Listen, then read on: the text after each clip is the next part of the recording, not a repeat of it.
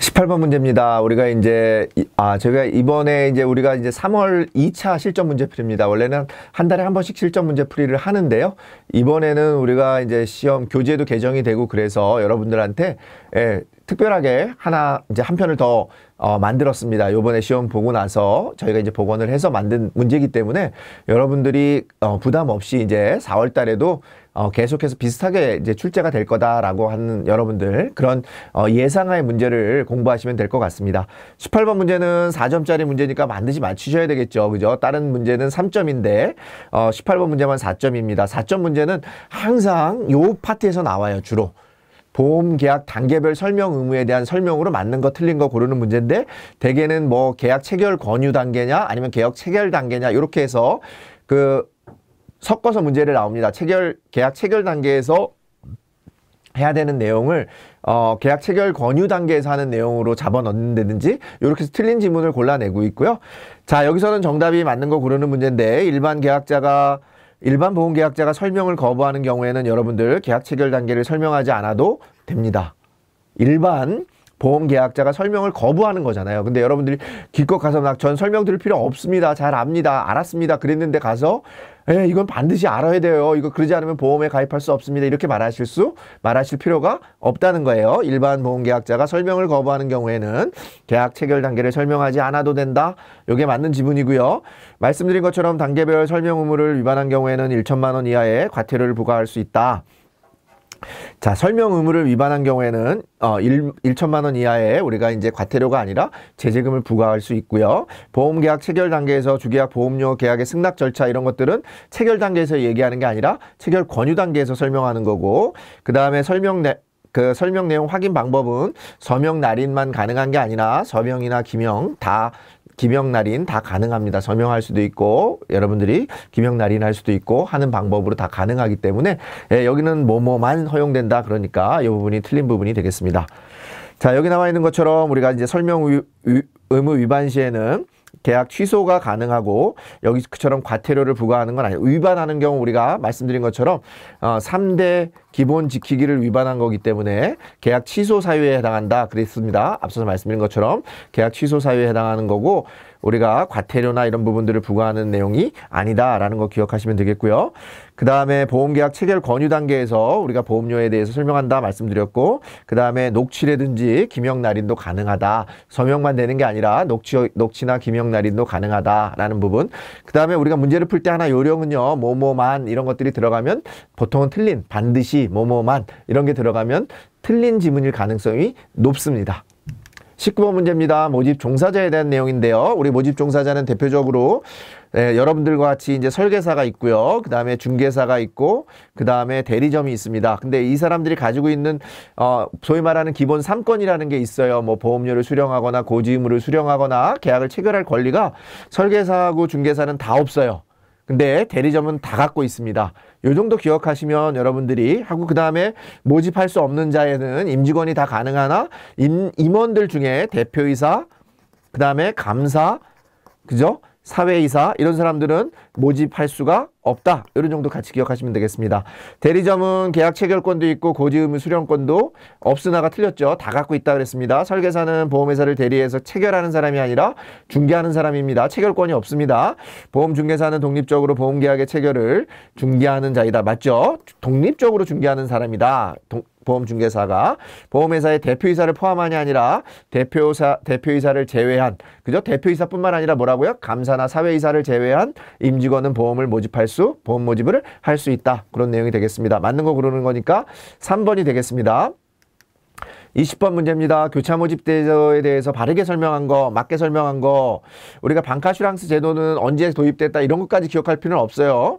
보통은 이런 지문들이 문제상으로 보면은 맞는 지문이 되겠죠. 그래서 이제 이렇게 보시면 되겠고요. 모집을 위탁받은 2개의 보험회사 중 1개의 보험회사만을 위해서 뭐뭐만, 이것도 안 되겠죠. 2개를 다 해야지 1개만을 모집하면은 여러분들 부당 모집 행위가 되는 거고요. 손해보험을 모집하려는 생명보험 설계사는 손해보험의 등록 요건을 당연히 갖추어야 되겠죠. 그죠? 손해보험 모집하는데 생명보험 설계사가 손해보험 모집하려면 손해보험 등록 요건을 갖춰야 된다라고 하는 거 당연히 맞는 내용이고요. 교차 모집 설계사도 당연히 보험협회에 등록해야 할 의무가 있습니다. 자, 우리가 방카슈랑스 제도 여러분들 연도까지 기억할 수 없는데 2003년 8월이 아니라 2008년 8월에 우리가 도입이 됐어요. 여러분들 이런 것까지 기억하시는 거는 어렵죠. 그래서 이런 부분들은 일반적으로는 틀린 지문 아니면 맞는 지문으로 보통 나오는데 여기 나와 있는 것처럼 여러분들 읽어보시고 맞는 지문이다 생각하면 이런 연도 부분에 대해서는 여러분들 과감하게 스킵하시면 되겠고요. 우리가 일반적으로 보험 사기 앞부분에 이제 보험 사기 같은 경우가 우리가 사기 관련해서 보험 사기 방지 특별법이라고 하는 게 있는데요. 그게 2016년 9월 30일 날 시행이 됐습니다. 요거 하나는 여러분들 기억하시면 좋겠습니다. 사기 방지 특별법은 2016년 9월이다. 이런 정도만 기억하시면 좋을 것 같습니다. 정답은 3번이다 라고 말씀드렸고요. 21번 문제 보험 대리점으로 등록할 수 없는 사람. 없는 사람이니까 우리가 대리점으로 등록할 수 없는 사람. 일반적으로 어떤 사람입니까? 네, 다른 회사, 보험회사 임직원이 어떻게 여러분들 대리점으로 등록할 수 있겠습니까? 그래서 정답은 4번인데요. 최근 4년 이내 보험 가입 경력이 2년 이상이면 등록 교육을 이수한 자는 등록할 수 있습니다. 26개월은 2년 이상이죠. 24개월 이상이니까 가능한 사람이고 파산자로 복권됐다? 그러면 기간에 관계없이 무조건 가능합니다. 복권이 중요합니다. 뭐 파산자로서 뭐 6개월 남은 사람 이런 거 다 안 돼요. 복권이 중요합니다. 복권되면 무조건 가능하다. 과거에 보험 대리점 등록 취소를 받고 4년이 지난 자, 우리가 통상적으로는 등록 취소를 받고 2년이 지나거나 그죠? 여러 횟수를 하게 됐을 경우에는 3년이 지난 자인 경우에 대해서는 우리가 등록이 가능합니다. 그러니까 4년이 지났으니까 통상적으로 가능한 사람들이죠. 그래서 1번, 2번, 3번은 다 가능하다. 이렇게 보시면 되겠습니다. 그래서 정답은 4번이 되겠고요. 자, 25번 보험회사 영업행위 윤리준칙상 밝히고 있는 소비자와 정보 불균형에 대해서 잘못된 거 지문도 길고 문제도 길고 지문도 길어요. 여러분들 이렇게 읽으면 짜증나죠. 근데 이거는 읽어보면요 확연히 다른 지문이 있어요. 틀린 지문이 있다고요. 자, 잘못된 거 하나 고르는 거니까 보험사의 권익을 침해하는 부당 영업행위를 해서는 안 된다. 당연히 그렇죠. 하면 안 되겠고 보험 상품을 권유할 때 보험 상품의 특징, 유의사항 등을 충분히 설명해야 되겠죠. 그죠? 맞는 얘기잖아요. 보험계약 유지 서비스를 강화하여 보험 소비자의 만족도를 높여야 된다? 예, 너무 좋은 얘기죠. 자, 모집 종사자는 보험 소비자의 연령, 가입 목적 등에 대한 정보를 파악해서 안 돼. 그럼 어떻게 보험을 팝니까? 이런 거를 파악해야 여러분들이 이유를 알아야 보험을 가입시킬 수 있죠. 그래서 이렇게 확연하게 틀린 문제가 정답으로 나옵니다. 자, 뭐 윤리, 영업윤리 이런 문제가 나오면 여러분들 지문이 길고 문제가 길어서 여러분들 짜증나지만 읽어보면 여러분들한테 포인트, 점수를 주기 위한 문제예요. 그러니까 잘 읽어보시면 된다. 잘 읽어보자. 이런 윤리 같은 내용이 나오면 잘 읽어보자. 옛날에 여러분들 올바른 거 골라라 하는 문제 어이없이 올바른 거 있잖아요. 그죠? 아, 이거 아닌가? 이렇게 생각하는 거예요. 너무 여러분들 의심하지 마시고 상식선에서 틀린 내용 고르시면 됩니다. 정답은 4번이 되겠습니다. 수지상등의 원칙, 수지상등은 뭐죠? 여러분들 우리가 기본적으로 보험에 기본적인 원칙이 있습니다. 대수의 법칙, 수지상등의 원칙 뭐 이런 것들이 있는데요. 그죠? 그 다음에 뭐 이득금지의 원칙 뭐 이런 게 있습니다. 손해보험 같은 경우에는 수지상등이라고 하는 것은 뭡니까? 수입과 지출. 그러니까 수입이라고 하는 거 보험회사 입장에서 봤을 때 누구 입장에서 보는 거냐면 보험회사 입장에서 봤을 때 수입은 뭡니까? 보험료지요. 그죠? 여러분들이 내는 그 계약자가 내는 돈을 보험료. 그죠? 그 다음에 보험회사가 여러분들 보험 계약자에게 사고가 났을 때 주는 보험금을 뭐라고 합니까? 그 돈을 우리가 보험금이라고 합니다. 그죠? 그러니까 지출은 보험금이고 수입은 보험료입니다. 그러니까 수입 보험료와 나가는 돈, 보험금이 일치해야 된다. 그런 얘기입니다. 그러니까 여기 나와 있는 것처럼 순보험료 총액은 지급보험금의 총액과 합치되어야 한다. 이게 정확하게 설명한 내용이 되는 거죠. 예, 이것도 우리가 그냥 기본적으로 점수 주기 위한 문제입니다. 어렵지 않아요. 그 다음에 1번 같은 경우는 우리가 대수의 법칙인 거고요.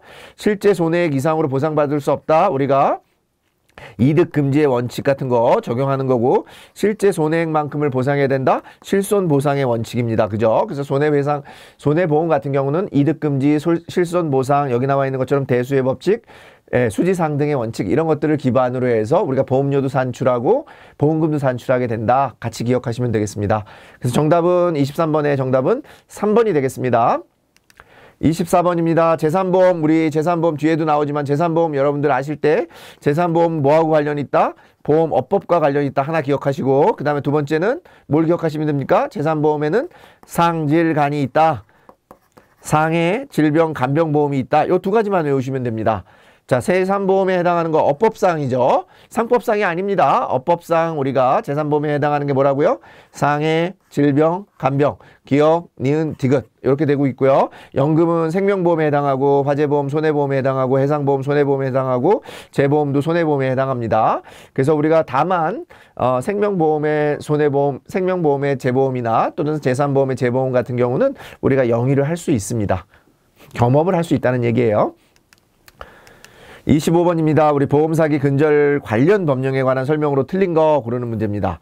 자, 요 내용 같은 경우도 우리가 내용상으로는 좀 많고 어려워요. 지문이 좀 긴데 틀린 거 고르는 거니까 과거 보험사기는 형법상 사기죄였는데 너무 많아지다 보니까 우리가 2016년도 9월 달에 보험사기 방지 특별법에 따라서 처벌한다 맞는 내용이고요.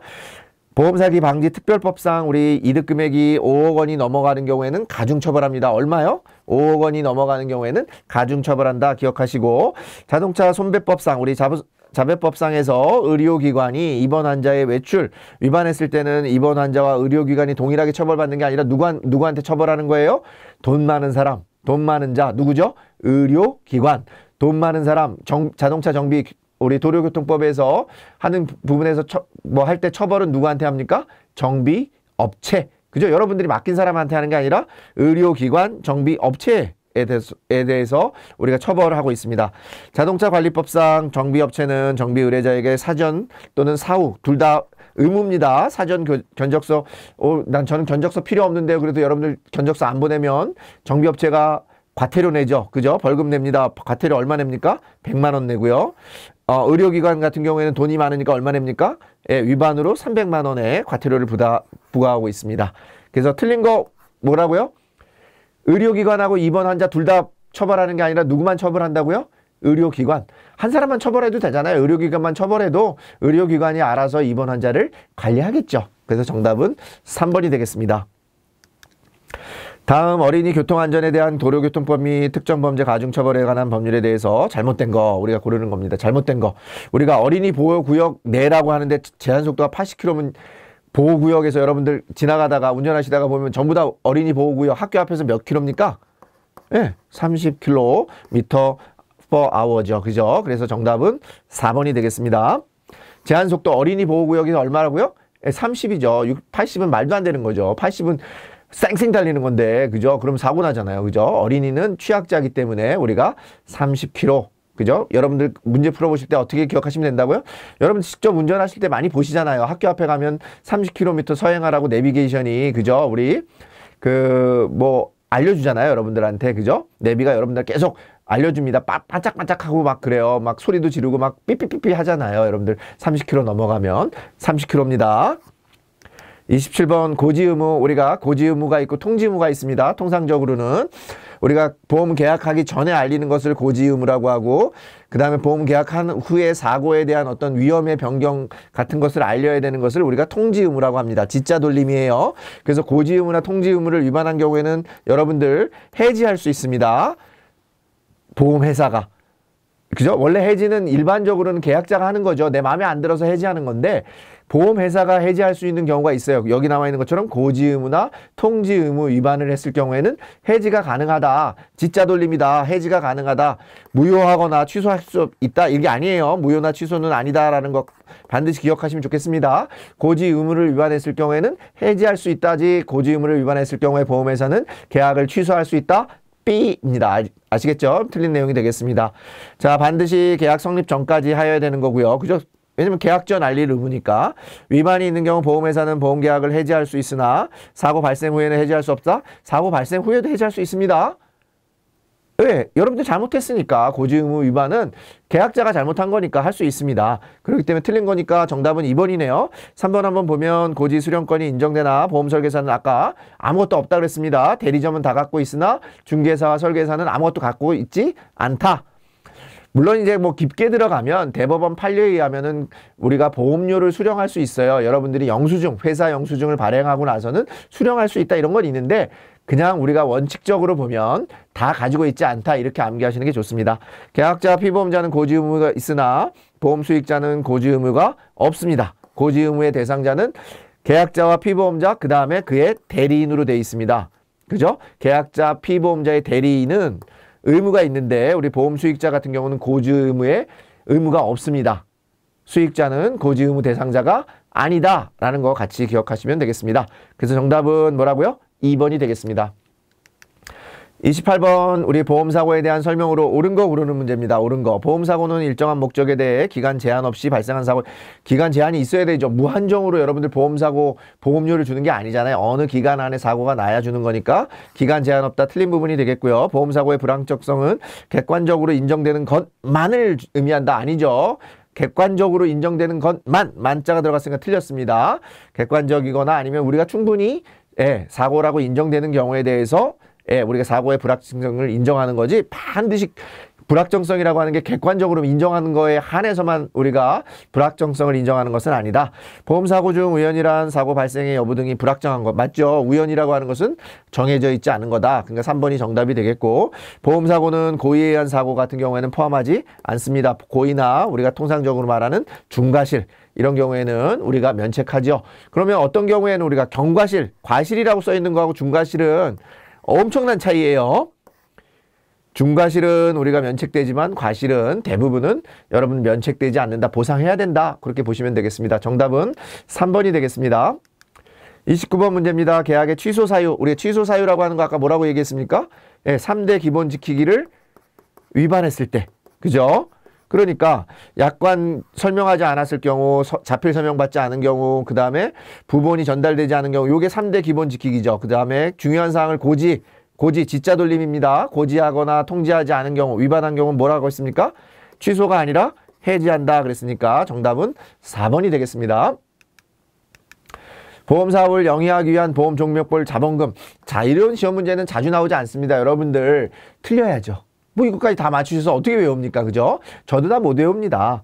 그냥 이렇게 외웁니다. 저는 자이 아파트 있으니까 자이 자동차 보험은 200억, 보삼 보증보험은 300억 이렇게 외웠어요. 그냥 그리고 다른 거 모르면 그냥 이제 찍는데 해일오라고만 또 외웠습니다. 해일오 해상보험은 150억.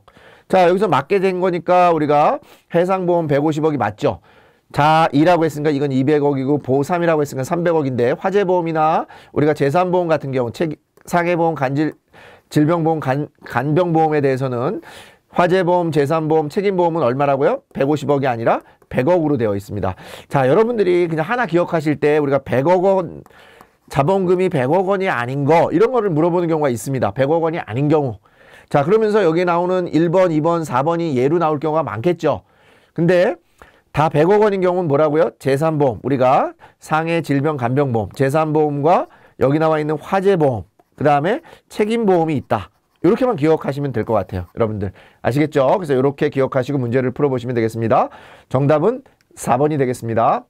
31번입니다. 보험료 정산 특별약정서. 우리 사용이 가능한 보험계약. 요거 보험료 정산 특별약정서를 사용이 가능한 보험계약의 조건은요. 여러분들 암기하셔야 돼요. 이거는 그냥 우리가 과거 6개월입니다. 6개월 기간 안에 건수가 25건이고 500만 원, 보험료가 월 평균 500만 원 이상인 경우예요. 그러니까 정답은 뭐가 되겠습니까?